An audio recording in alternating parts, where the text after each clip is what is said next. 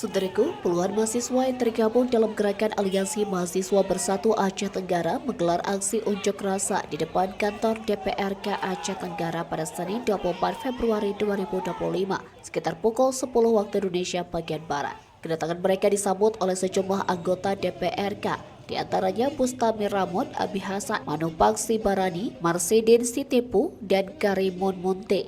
Aksi ini berlangsung hingga para demonstran membubarkan diri sekitar pukul 12 waktu Indonesia Barat.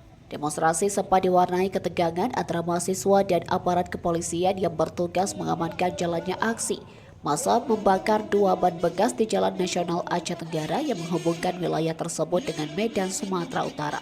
Untuk menghindari kemacetan, Satlantas Polres Aceh Tenggara melakukan rekayasa lalu lintas dengan mengalihkan arus. Satu jalur digunakan oleh pendemo, sementara jalur lainnya diperuntukkan bagi kendaraan yang melintas dari arah berlawanan.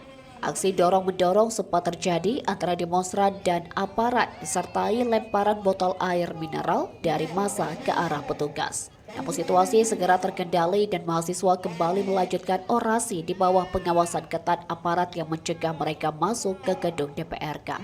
Dalam aksi tersebut, para demonstran membawa berbagai spanduk dan poster dengan slogan-slogan kritis seperti "Makan tuh joget kegelapan", pendidikan gratis bukan makanan bergizi gratis, serta kebijakan tanpa kajian yang mendalam. Koordinator aksi Eko Widianto menyampaikan dalam orasinya bahwa banyak kebijakan yang dinilai merugikan masyarakat, terutama terkait pemotongan anggaran oleh pemerintah pusat.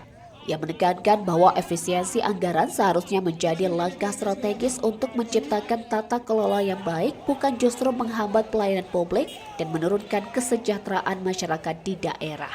Eko juga menyoroti program makan bergizi gratis yang diinisiasi pemerintah pusat. Menurutnya, meskipun program ini bertujuan baik, pelaksanaannya dinilai tidak merata dan kurang tepat sasaran, sehingga perlu dikaji ulang agar manfaatnya benar-benar dirasakan oleh masyarakat.